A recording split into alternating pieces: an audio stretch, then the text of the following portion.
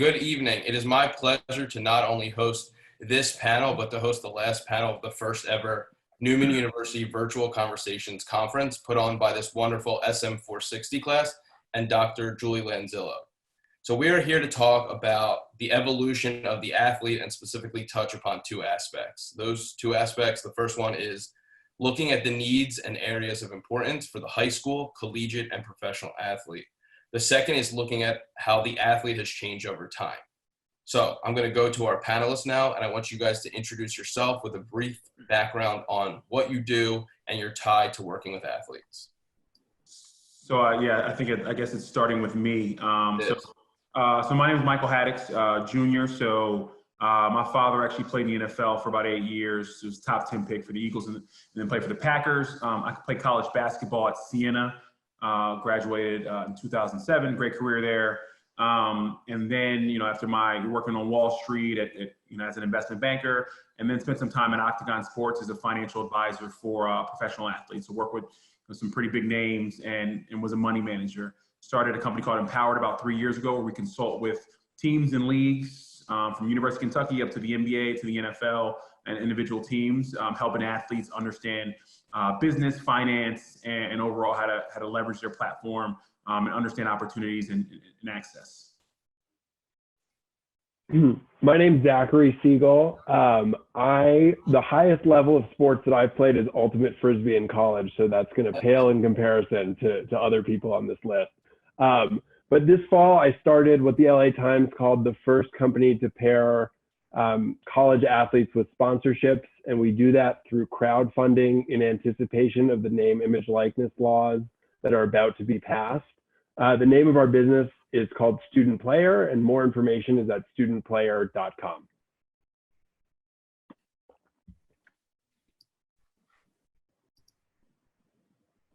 My name's Ken Spangenberg.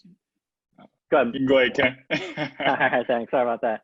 My name's Ken Spangenberg. I'm currently the director of baseball at Maplezone Sports Institute.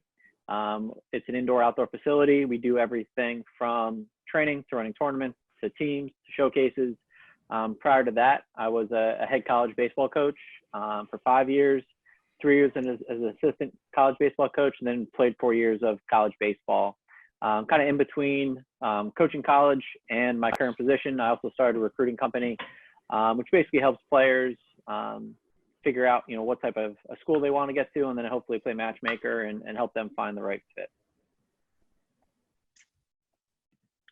My name is Malcolm Lemmons. I'm a former professional basketball player, played 2 years overseas in Japan, transitioned out of the game when I published my first book called Lessons from the Game, which basically highlighted my story as an athlete and some of the lessons that I took away from playing basketball throughout my life.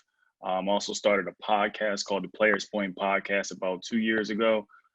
Interviewed about 100 current and former athletes to date, basically just giving them a platform to talk about their interests and passions outside of sports and give them a medium to tell their stories. I started a branding agency along with the podcast about 2 years ago, which has since transformed to be more of a digital media platform to where we provide content and resources to help athletes build their personal brands and to prepare for the transition into life after sports. And I'm also in the process of publishing my second book called Impact Beyond the Game, which is focused on teaching athletes the importance of building their personal brands and really showing them how to carry that over into life after sports and create a foundation and a legacy with it.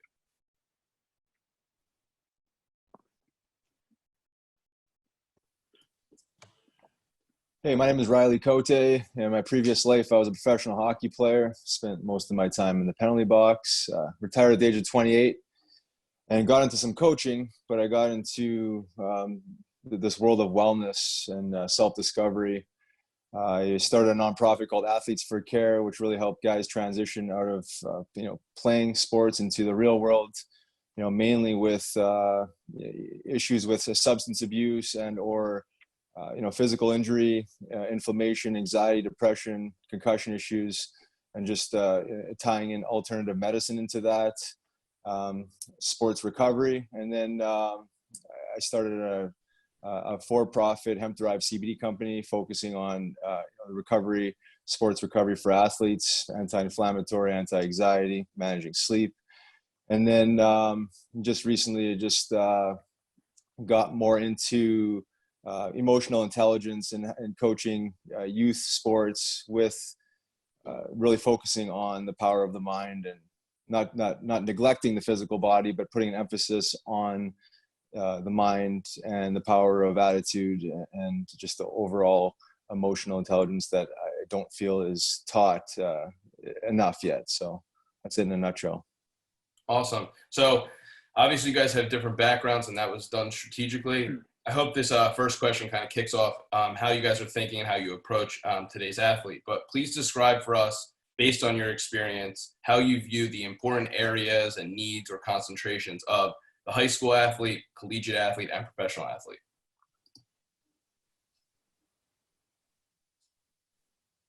Whoever wants to go first. Yeah, I guess I'll sort of jump in. I think, as you sort of go down the line from sort of the steps of an athlete, I think early athletes, one of the important items that I think athletes need, and I think this is the earlier the better, I think is vulnerability. I think, the ability for, athletes to be vulnerable and sort of put into positions, and not necessarily to fail, but to sort of test their limits and see what they're capable of, is a unique opportunity that I think the younger, the better.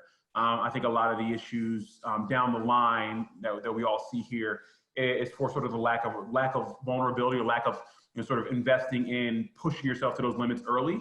I think I'm thinking outside of the game. I think the earlier the better for there. I think as you get through college, I think self-reliance and sort of independence is another really important fact. And I think as you become a pro, I think when somebody's paying you to play a sport, I think one of the most important factors there is understanding who you are outside of sports. I think when it becomes, all engulfing and is what you do every day and what you're getting a check for, it's easy to fall into that being your identity. And I think it's really important to separate yourself from that when a lot of people in your world are not telling you to do that. Because I think a lot of the issues that we see down the line are because of, leaning on just that one piece as your identity and not relying on the other things that make you special. I think for me personally, it's teaching these athletes how to express in a positive fashion. I think what I've seen in my lifetime is that there's not a lot of focus on expressing your emotions. You do that on the field or on the ice. And I think that's great, but outside of the sports arena, there needs to be a focus on teaching these guys how to express, whether it's through creativity, the arts, or what Haddix is saying there is just finding that identity, finding yourself outside the sport. So you're not going to get swallowed up into whether it's substance abuse or just poor behaviors, poor choices, hanging out with the wrong crew. Getting swallowed up in social media negative behavior. So I think that needs to be a emphasis on in any sports league at any level, because I think you can get lost in sports and it's a egocentric bubble. And I feel like there just needs to be an overall focus on building people and not building so much athletes. I think if you build a better person, and these people are able to express themselves, they're going to be a better athlete indirectly. So just that emphasis on that. And again, the emotional intelligence, when we bottle things up and we don't express, generally it ends up expressing in a negative fashion. It's going to express one way or another. So just focusing on the overall mental health of the athlete. Yeah, I think both you guys are absolutely dead on. Especially in youth sports, everyone's identity is tied to winning. It's tied to a trophy. I think part of that is social media, and part of that is the business that youth sports have become. So their identities are really tied into being a baseball player, being a hockey player, being a football player. So that means if they fail on the field, then they're a failure. They didn't have a bad game, they're bad. So I think perspective is something a lot of these athletes, regardless if you're 8, 18, 28, can really help them, to realize that this isn't the end all be all. And I mean, what we're going through right now is like the ultimate example of perspective. Like we always talk about, like play every game like it's your last. Well, guess what? Like some people just experience that for, had a chance that I don't think any of us saw coming. So I think the people that realize that they love the sport, like this is the time for them to shine, because it's the true test. Yeah, I think the challenge, being an athlete is dealing with the spotlight that's put on you without losing yourself while you're under it. And that spotlight gets progressively bigger as you go from high school to college to the pros. And I think an interesting thing, I obviously focus mostly on collegiate athletes given my business, but they were sort of sheltered from what the spotlight really was by not being able to benefit from their name, image, and likeness in some ways. So the spotlight got bigger, but because of those restrictions, it would make the jump from college to pro an even bigger leap than it needed to be. So I think that, at least the challenges get bigger incrementally, and it's going to be exciting to see, how, for me at least, how college athletes in particular deal with the bigger need for their own independence and self-reliance, which was brought up by the other panelists. So I think it's going to be an exciting shift moving forward.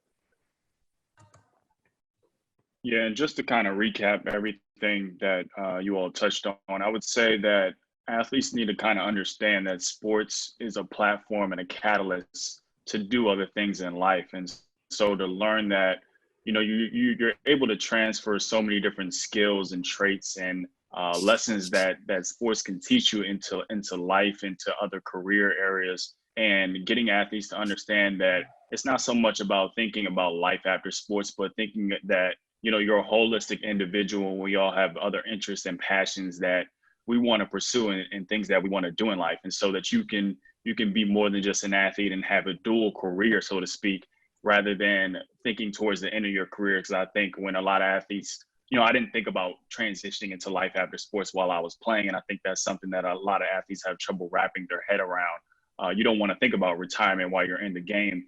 And so it's getting athletes to understand that everything that you're learning while you're playing your sport is you're able to use those things to have a dual career and to do other things outside of that sport. And so having that self-awareness and developing your brand, your reputation, your story, and putting that out into the world and get people to engage with you as a person is so important when it comes to preparing for that next career step, whenever that may happen for an athlete. Sure. So you guys all did a really good job taking like what you do and then injecting it into that answer, and I appreciate that. Given today's landscape, though, let's talk about actually implementing some strategy and what that will look like. So what should the focus be, and who, there's parents involved, there's coaches involved, there's sometimes teachers involved, and there's, scouts, recruits, agents, all of that. What should that focus be on that person, not as an athlete, but as a person, holistically, to make sure that none of this stuff happens or that it is actually happening, the good stuff?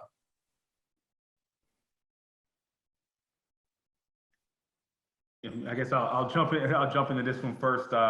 First again, I guess. I think you talk about actionable items. I think the first thing is important. You mentioned this, and I think Malcolm had said it as well. I think the first thing is communicating holistically. I think you mentioned about 7 or 8 people that are all involved in some way with an athlete, but the problem is they don't really communicate, and everybody has these incentives and interests that are going in 10 different ways. So, people feel like, hey, if my thing is taken care of, or if I do this really well, I'm good. But I think we fail to treat the athlete holistically. And Malcolm said a great point. We talk about more than an athlete, but the idea that these other pieces, and Riley mentioned as well, they all bleed and they're interconnected.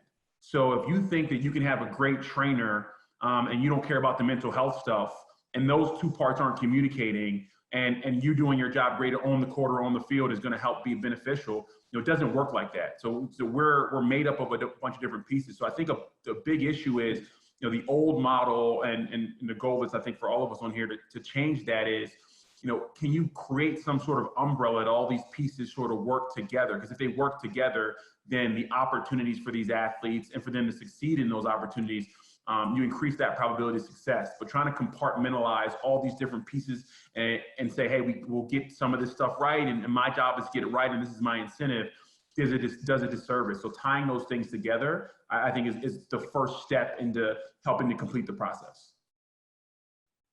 Yeah, I agree. I think you hit it on the head there, and using the word holistic approach to this is important, I think. And when you look at an athlete and in the relationship athletes have with pain, whether it's physical pain, emotional pain, it's all the same at the end of the day. We seem to always focus on physical pain and inflammation, but I think I've learned from, managing physical pain that you can manage that in a very sustainable fashion, or you can manage that in a very unsustainable fashion. One leads to, wellness and optimum performance, and the other one leads to substance abuse. And I think, from that perspective, whether it's the parent or the coach or the organization itself, is really getting a good feel on optimizing pain management and being honest with what that looks like, because we have an opioid crisis in this country. It doesn't discriminate. And I think it starts with how we're managing our physical pain. And then if you want to bleed over into the emotional pain, every single one of these athletes is dealing with something on a personal level, whether it's at home, in school, pressure from sports. So not talking about medicating them, but again, going back to the self-expression, these kids will find a way to express or self-medicate if they're not taught the proper ways, or how to express what they're going through. So whether it's, more communication, human connection, finding sustainable means to manage anxieties and stressors. But to me, I've learned the hard way in this is that the system isn't really talking about real true solutions. They're kind of like, bubble wrapping these problems. And then if there's an issue, then all of a sudden we'll just throw these guys into a program or a treatment program and they can go get some help somewhere else. But I think, to build these players up, build these people up where they have the proper tools to not just thrive in their sport in that moment, but they can take these tools along with them for the rest of their lives, where they can actually, essentially be their own doctor, be able to evaluate how they're feeling, how's their physical body feeling, how's their mind feeling, how's their spirit, and then take action. Because I think too many kids, too many athletes are handcuffed with, insufficient resources and solutions, or they're just the wrong solutions, the wrong tools. So we need to build these players up so they can manage the whole body, the whole mind, the whole spirit, and be the best version of themselves. Yeah, I agree with the sort of circular nature of it, that how you're feeling and doing off the court or the field is going to impact how you do on the court or the field. And that, I don't really have too much more to add other than agreeing with the sort of circular, holistic comments that have been said so far on this. Yeah, so it sounds like we're all definitely saying the same thing. I think at the end of the day, we're focusing, and then obviously this is general, focusing on the wrong things. What we can control is our development, both as an athlete and then as a person. If we're focusing on getting better every day, whether that's our sports specific skills, whether that's becoming a better athlete, or whether that's becoming, more confident in ourselves, more comfortable in our skin, to me, those are the biggest things. Too often we're worrying about what's going to happen if I do this, what's going to happen if I do that, and we're not like invested into the process, invested into what we're actually doing today. We get caught looking years down the road, when in reality, if we're not taking care of business right now, that long-term goal is just not going to happen. Yeah, I think it's two-sided also. And I think Riley hit on this earlier, the vulnerability piece. I think it's so important for athletes to be able to communicate effectively the things that they might be experiencing, whether that's in their home setting or in school, or the stresses that they might be going through, being able to be comfortable enough to communicate that to their coaches, their families, or whoever is in their immediate circle. So I think that's definitely one piece of it, but also having people around them that's putting the person first and not putting the athlete first. We're trying to build great people, not just great athletes. And so that needs to be the first priority, the only priority.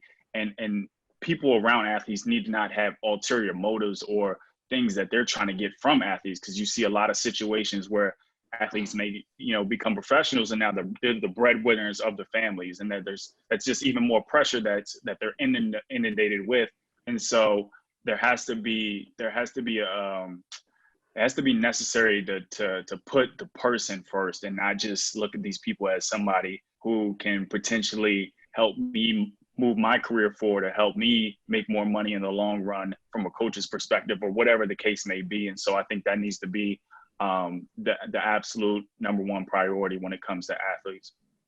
Okay, so I'm going to switch gears a little bit and give you something that happened, recently, and I want you guys to just kind of, given your experience and working with athletes, no matter the age, I want you to just give me your opinions and, facts about this. Tom Brady recently said in an interview that kids should not have a plan B when approaching anything in life or sports. I think you might have heard locally in Philadelphia that Brian Westbrook didn't like this comment, but I want to hear what you guys think because many of you coach or work with athletes. Personally, you can go ahead.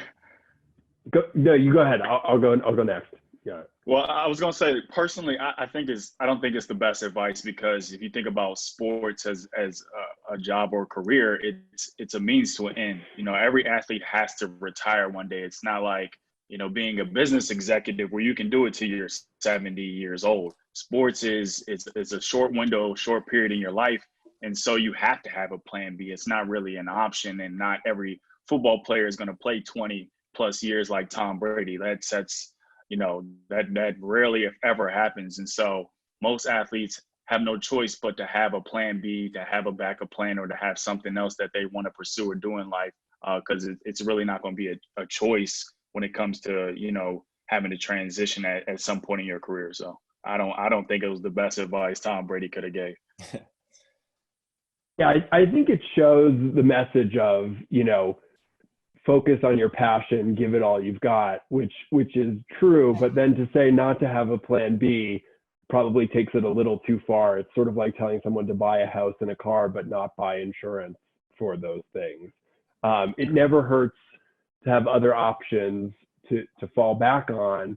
And just tying this briefly into college, I think there's a rush to get in and out of college to the pros if you're focused on being an athlete and taking Tom Brady's advice of not having a plan B. So as college students are able to get compensated more while they're students, it will provide other opportunities to build their plan B while also focusing on their athletic careers, which should be, an exciting thing.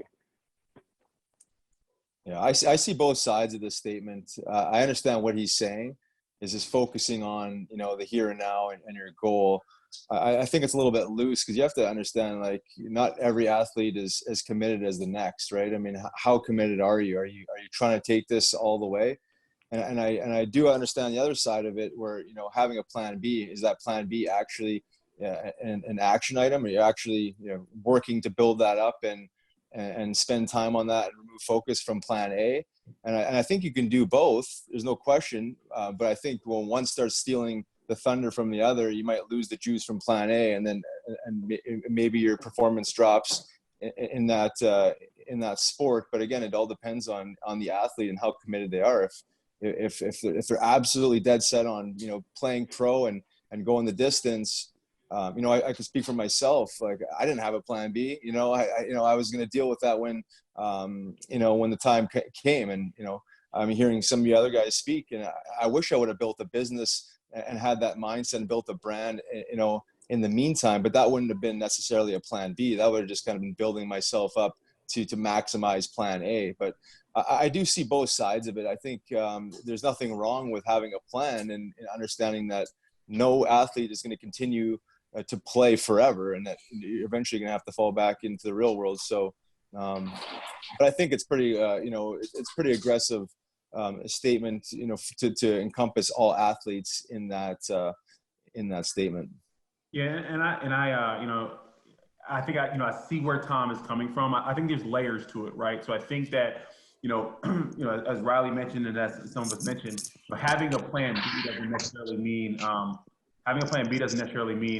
going to get an internship, during the middle of the season. But I think there's some things you can be doing throughout your complete focus on sports to help you prepare for the next level. I think, you got to understand your skill set. You got to understand what you're good at and who you are as a person. And I think, a lot of that is going to help with your plan B. And while you may not have the opportunity to go do an internship or interview, learning some of those skills and having the opportunity to meet some people and the access that sports provide and being able to take advantage of those in these little micro sort of situations is opening the door for other opportunities, whether you know it or not. So I see there's some layers to it. But I think, it's a disservice to not completely think, like everybody said on this panel, it's going to end at some point.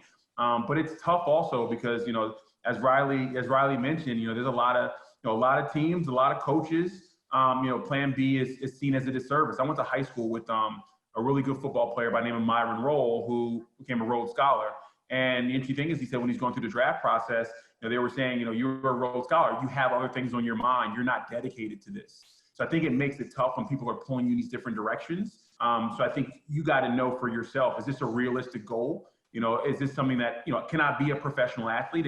And maybe it goes 80-20 or 90-10 that way. But you got to be really realistic and not sort of cut yourself off thinking you're going to have an opportunity that isn't realistic for you. Yeah, I think it's really age dependent and plan dependent. I mean, just because we're saying there's no, you have to have a plan B doesn't mean that, plan A can't be achievable. It can't be more short term. Like if I'm a 16-year-old, a good plan A might be, I want to start on varsity and I want to go to college. Like to me, that is a great use of the plan A, plan B. An awful use might be being a 15-year-old and saying, I'm just going to be a professional football player. And if that doesn't work out, I don't know what I'm going to do. So I really think it's how old you are and, more the quality of your plan than whether it's the only thing you should think about or not.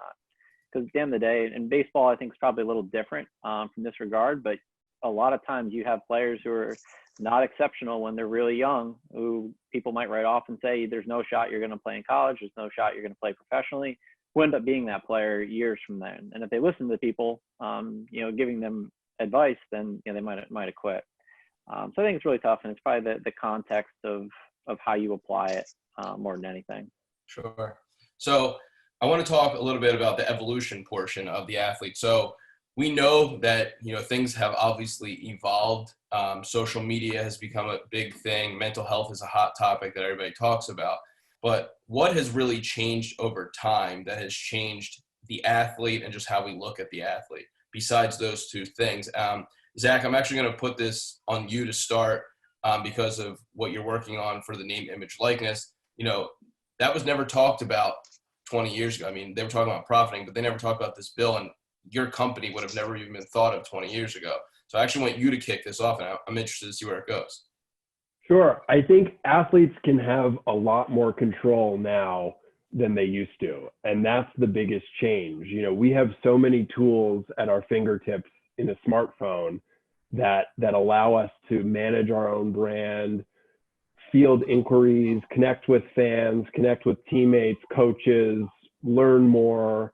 And that all didn't exist previously. So we've evolved into this situation where the athletes themselves are more powerful and in control of their own brand than ever. So obviously it takes the college or the high school or the professional league to sort of shine the spotlight and deliver the fans to them and the audience. But once they have that audience, it's really up to the individual to take advantage of it.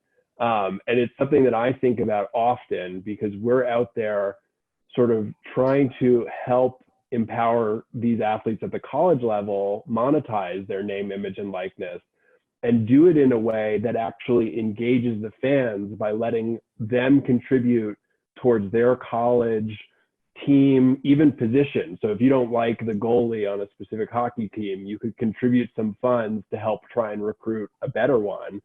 And that in turn makes you feel like you're a part of the team. And then whomever that goalie ends up being will already have a loyal following of everyone who contributed.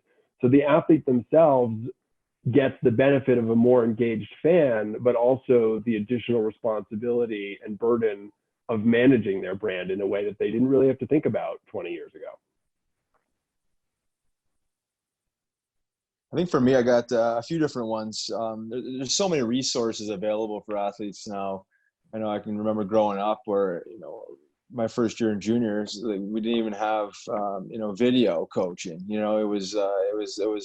It's evolved from that to these programs that you can literally break down every shift, every play, break it down into these different segments. So the resources with technologies to, for these players to become the best athletes they can be.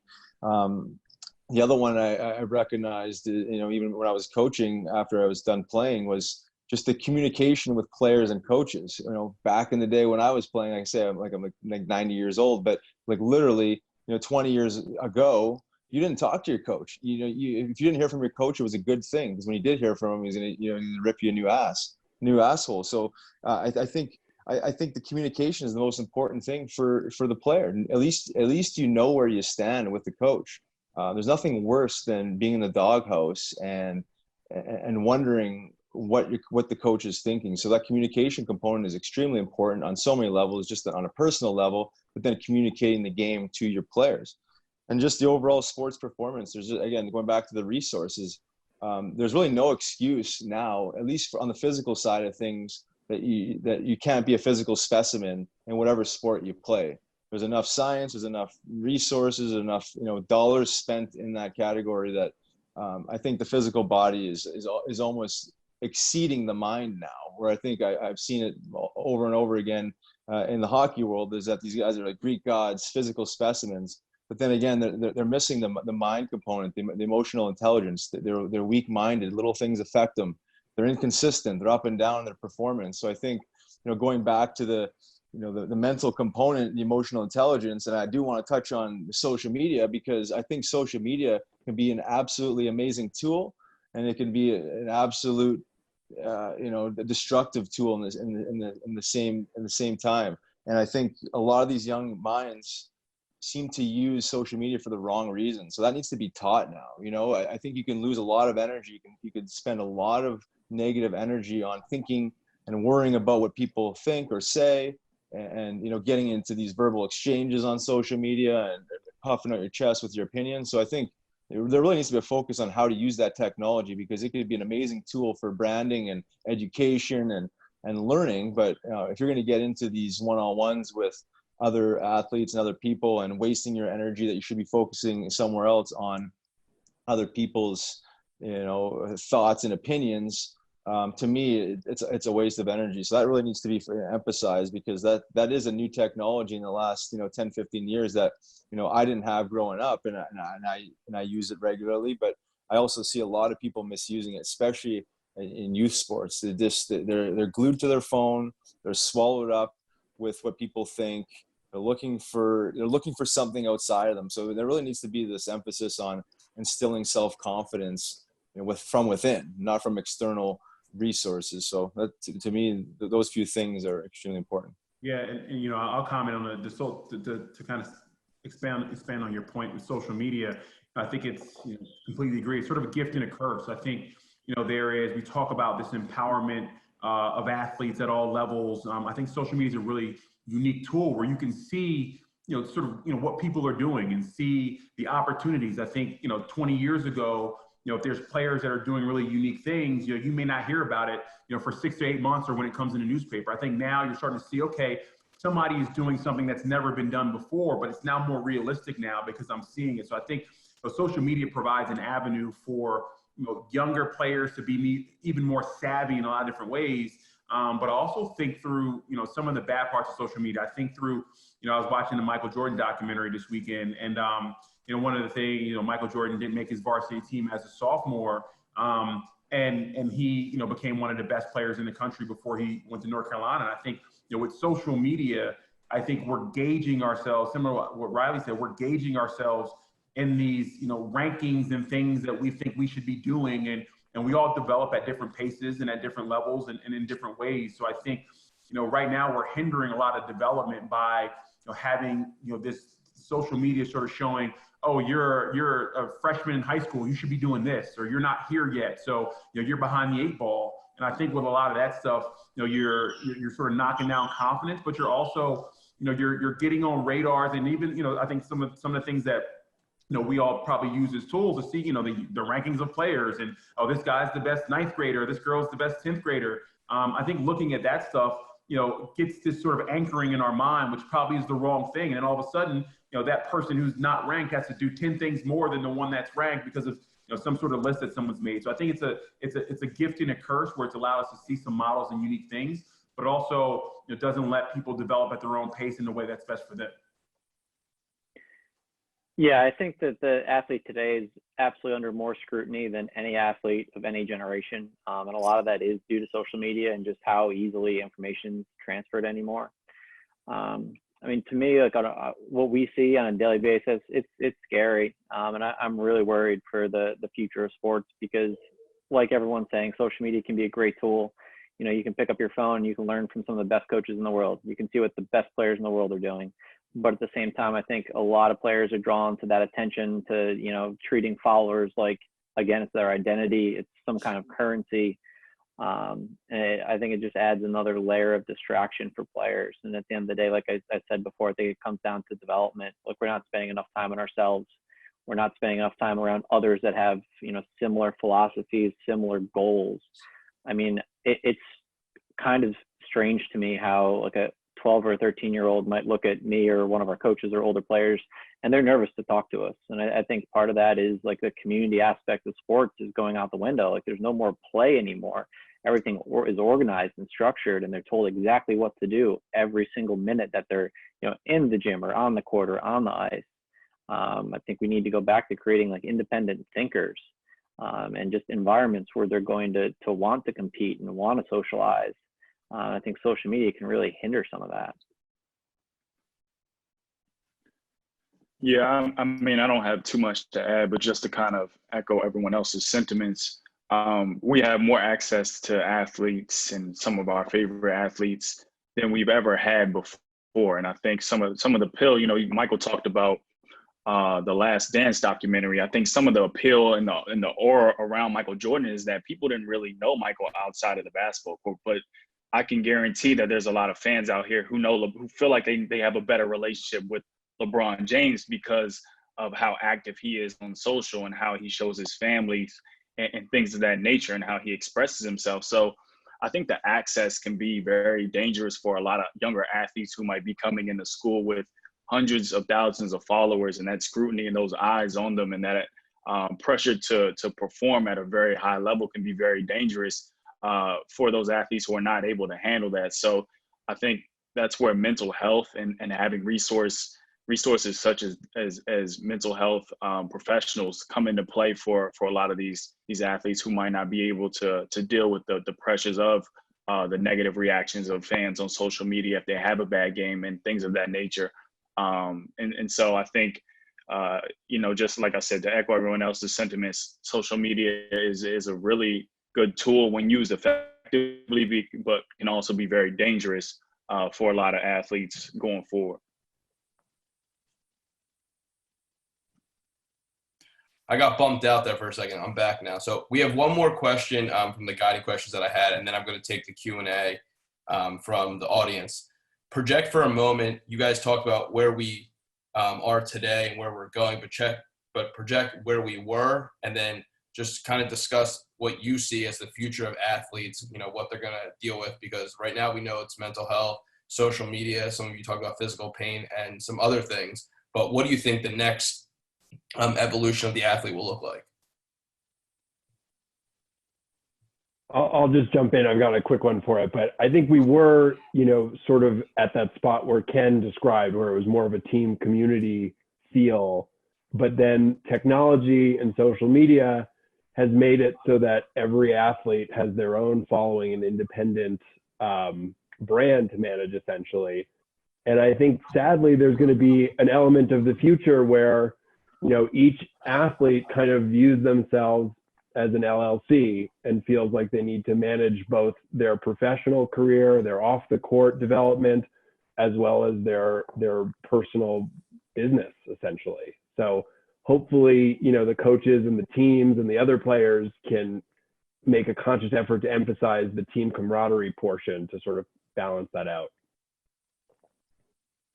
Yeah, I have to agree with what Zach just said. I think we're already starting to see that a little bit when you have a lot of professional athletes starting their own production and media companies, and essentially all these projects that they're doing on the side outside of their sport. So we're starting to see athletes becoming their own businesses and having teams and people around them who support the athlete as a business, as a brand, as an individual. And I think that's a trend that we're going to see a lot more athletes taking part in for multiple different sports in the future. I'll jump in, and yeah, I agree. I think that's where it's going. The other thing I think is, with this new sort of brand building and the growth of an athlete sort of having control of a lot of these things, I think from a business standpoint, I think a lot of the models that we've seen for the last 20 years are going to look a lot different. Like, I think the agency model will look a lot different in 5 to 10 years. I think a lot of the old ways that athletes were monetized and the companies that monetize those athletes, some won't exist anymore in 5 to 10 years. I just think that things are going to change. The years of, hey, athlete, take a $5,000 check and do this commercial. I think those days are slowly changing.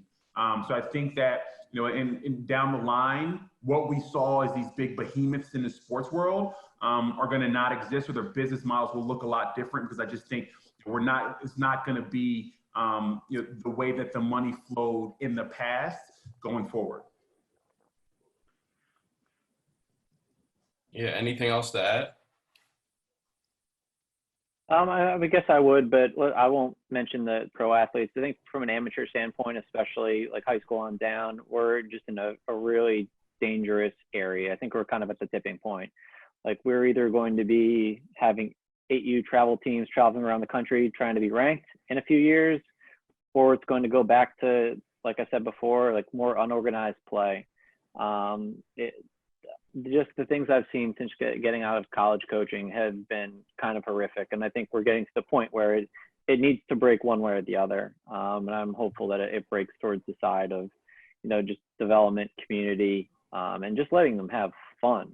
Everything doesn't need to be scored or ranked or given trophies to. And for me, just in the world of human optimization and sports optimization, I think there's a huge movement in sports recovery. I've seen it where when I was still playing, guys were self-medicating with alcohol and whatever other prescription drugs they could to get their mind off the game, to sleep, Ambien, the whole bit. Obviously, with the cannabis movement, specifically the CBD, you're seeing a lot of athletes, at least in the hockey world, I can speak for, using these sustainable plant-based alternatives to help with anxiety and sleep. Therefore, it's helping mental wellness. And then you're getting into like functional mushrooms, stuff like that, focus, clarity, just overall endurance. So, it's in the same world as supplements, but, knowing what supplements are actually truly effective and which ones are just, great marketing companies that put a nice, pretty package together.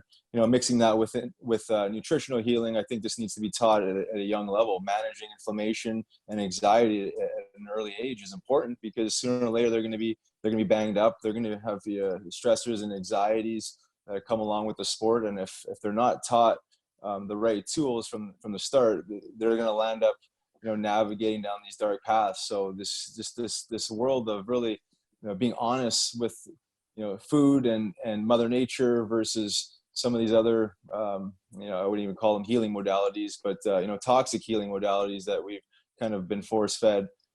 There is a huge movement in this, and, I'm personally in that space, and I see, and I work with pro athletes, collegiate athletes, and there is a solution for all these guys. And it's not about drug use. This is about, being honest with what we're actually talking about when you talk about cannabis and the anti-inflammatory properties. All athletes go through it. All athletes have to manage anxiety. All athletes have to sleep. So if we can, reel that in and really tie that down with in a sustainable fashion, to me, you're going to be a healthier person, more mentally well, and you're gonna be a better performer. Awesome. All right, so I'm going to start taking questions from the chat. The first one's from Bethany Lang, who is a Neumann alum. She said, do you believe in your experiences that student athletes are codependent on their administrators, coaches, and struggle after college because of that? If yes, what advice do you have to help lessen the dependence? I'll jump in quickly. It's not my specific experience because I played a club sport, but I think the laws that are changing will help take away that dependence, because it's going to align everyone's interests more. When student athletes can benefit from their name, image, and likeness, they're going to have the opportunity to benefit from their play while they're in college, where the previous system, the administrators and the coaches had one incentive, and the player was probably largely just focused on moving to the next level and doing whatever they needed to do to help get the coach's favor and influence to do that. So I think that's going to just naturally dissipate. I'll jump in here. So I'd answer that question sort of off top as yes. But I think, especially in the landscape of sort of where I spend time and also where I work now, and in these big sort of revenue generating sports, I think it's just tough because, there's a lot of money and it's about wins and losses. So it's hard for, somebody whose job is, I think there's a lot of dueling sort of interests, right? So if I'm a head coach of a top 5 basketball team, I need to micromanage everything. I need to make sure everything's done because that's what I get paid to do. So I think it's hard when if I'm getting $2 or $3 million a year, it's hard for me to not have my hands on everything. And my incentives are, I think the right coaches do it the right way, but I think there's a lot of coaches out there that their incentives are like, I care about wins and losses, and you need to make sure you're doing that for me. And that's how I'll get hired and fired because of that. So I think, yes, we're in a mode where a lot of places are creating athletes who get done and then they're looking for direction. I'm hoping it changes and you see a lot of, institutions that are instituting, things to help these athletes sort of figure it out and prepare for life after sport. But I think the problem is when there's so much money flowing, a lot of times, people are incentivized to go where the money goes. And what are you getting paid for? And a lot of people are getting paid to put 100,000 people in the stands on a Saturday for a football game. And a lot of the other stuff that comes in that helps the outside stuff, it's hard for some people. It takes a really strong coach or a staff member to step in and say, no, let's do this. And it may not equate right away to wins and losses, and it may actually cost us some money, but we need to get it done because we need to get it done. I just think it's a hard thing right now. I think the more we show, I think what's going to happen is, it's hard to be a little long-winded. What's going to happen is, somebody's going to really dive in and do this thing the right way, and they're going to really care about that development. And then when that happens, it might not be in a year, it might not be in 2 years, but down the line, you'll see better players and more wins and losses. And once that happens, then everybody will jump on board. I think one of the problems is we're talking about college and we're talking about professional athletes. They're 18 and older. What about everyone else? Like, why aren't we instilling better habits in, the 18 and under? I just see far too many parents just doing everything for their kids. Sometimes we have to let them fall. Sometimes we have to let them fail. The whole, like, don't pave the path for your son. Like, the only way guys are going to learn how to improve is to screw things up from time to time. So that means we need to let them, so that by the time they're 18, 22, whatever, they're a little bit more independent. So that coach doesn't need to worry about every little tiny thing. And guess what? Then he gets to focus his energy on getting to know the player better, making sure he's going to class, making sure he's getting that internship, making sure that the team's winning. So I think to look at it from a college or pro standpoint, it's too late. Anybody else have anything to add to that? Okay, so there's more questions coming in. Do you feel that the role of an agent is going to change? So I guess the agent dealing with the athlete is what they're talking about. This person asked specifically in terms of basketball, but I know that you guys have other, ties in other sports. I guess I'll take this one. I definitely don't think the role of an agent will completely disappear. I think there might be platforms and applications and technology that helps, further the relationship between a player and the agent and make it more transparent. I don't think a role of an agent or advisor will completely disappear, only because of the fact that even though an athlete might be capable of representing themselves, such as like Richard Sherman or Bobby Wagner did this past year, that's few and far between. Most athletes won't be able to negotiate their own contracts or speak on their own behalf. So having someone who has an expertise and a knowledge in contractual law and any contractual negotiations is important for an athlete to have, because one, it's credibility, and you want to ensure that you have someone vouching for you in your corner when you're going to the negotiating table, so that you're not being taken advantage of, or if there's stipulations in a contract that you might not understand, you know that you have someone who to have your back. And so I think that role of an agent or advisor won't disappear for those reasons. I agree. I think the role of the agent might even evolve a little bit, especially with all this brand building of the athletes. You know, maybe there's the other dimension of not just the sports component of, you know, finding deals and finding placement, but also finding opportunities outside of the sport itself and helping the athlete be a better person, but, you know, keep his head on straight and build himself up in the business world. Because I think that's the direction it's going, at least from my perspective. Like a lot of you guys talked about already, is just the emphasis on building yourself a brand while you're still playing. So maybe the agent wears another hat, just try to help you build that while hopefully keeping you focused on the task at hand. Yeah. You know, I completely agree. I think it's going to be interesting to see the evolution, right? I think the value and some of the service is going to shift. So I think, you know, with data and how much, you know, I think about sort of, you mentioned the question mentioned basketball, but even, you know, some of these other sports, but you see, you know, sort of the value of data and understanding where you're ranked amongst players and having so much data. So I think the what else are you doing as an agent is going to be really important. And I think if you look at about a year ago or maybe 6 months ago, when Rich Paul, who's LeBron's agent, you know, his company was acquired by UTA.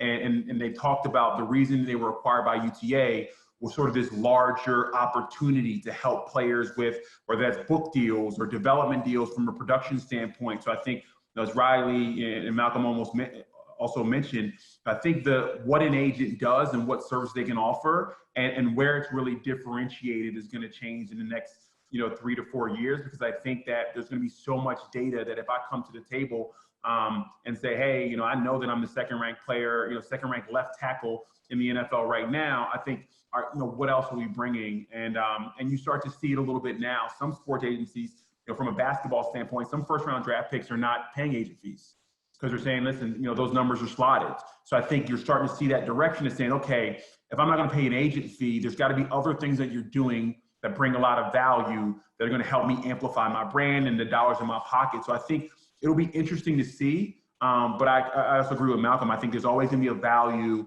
in having someone who is removed from yourself that's able to go to that negotiating table and sort of take emotions out of it and bring a lot of other things to the table.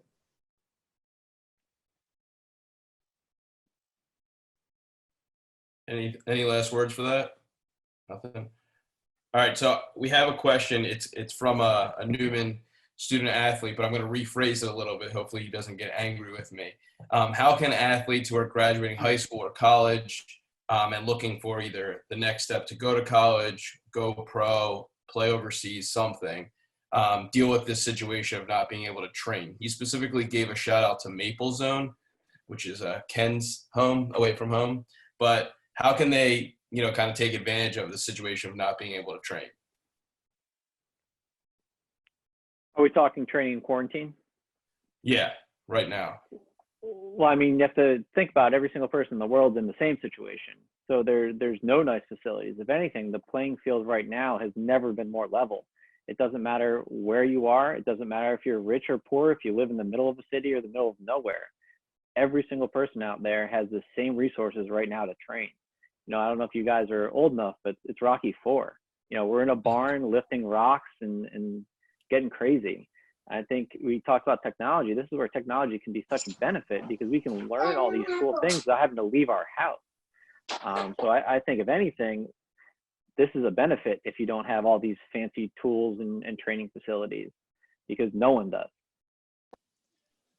Yeah, I agree. It might be an opportunity to really work on, you know, other parts of your game. I'm not sure what sport you're talking about necessarily. Obviously, football players train differently than hockey players and basketball players and so on. But I mean, if you look at it from a standpoint of personal development, you know, maybe meditating more, you know, doing some more breath work, yoga, becoming more flexible. I mean, I think you can get very creative in your own home. You know, the old prison workouts. Again, there's like you said, the Rocky IV. I mean, there's a million things to do to stay in shape and to stay lean and game ready. So again, I don't know what type of sport you're specifically training for, but whether it's reeling in the diet to stay lean, if you're not able to go out and do your cardio, again, working on flexibility and just the things that maybe were abandoned or ignored in your training. So I think it's just kind of sitting back, self-reflecting a little bit, and maybe finding some weaknesses and focusing on those.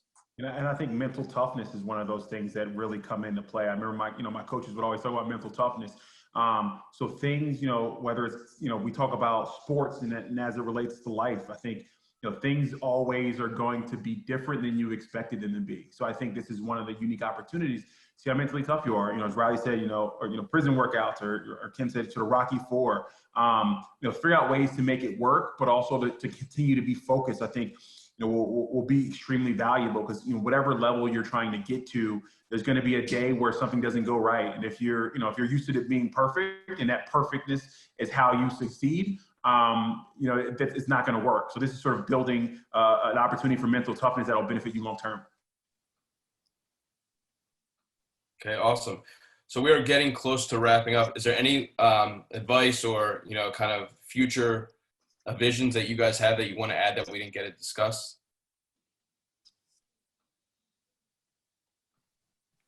Zach, you're muted, but go ahead. I was going to say, have a plan B of some sort, was just to tie it back in, even if it's a little one. And thank you guys for attending, to everyone who did. I'll say, and comment on something that Malcolm said earlier, I think it's, sports is an opportunity and gives you a head start to all the other things you want to do. So I think use it and keep that in mind. It'll open doors, whether you're, think about, playing youth sports, the people you get a chance to meet, the relationships you get a chance to develop, all the way up to being a collegiate or professional athlete. There's going to be opportunities there. So sports, it helps open doors for like I say, and to kind of build on Malcolm, for what you want to be when you grow up. So I think make sure you take advantage of that and learn lessons and use that kind of platform for whatever it is that interests you. For me, it's just an emphasis on always acting with a positive mental attitude. So the reality is a lot of these athletes will never play pro. A lot of them won't even play college, and that's fine. But I think if you attack every day, every game, every practice with the right mental attitude, you're just going to be a happier person, obviously. But then there's the element of never burning bridges, where maybe if you're still loving sports down the road, then maybe there's a coaching job down the road or a scouting job or whatever there might be available because of the way you conducted yourself when things were great, but also when things are not great. And obviously sports is ups and downs, just like life. But what you're in control of is the way you view the situations and how you act. So I think that goes a long way in the moment with the sport, but long term, it keeps a lot of people happy and engaged in your life.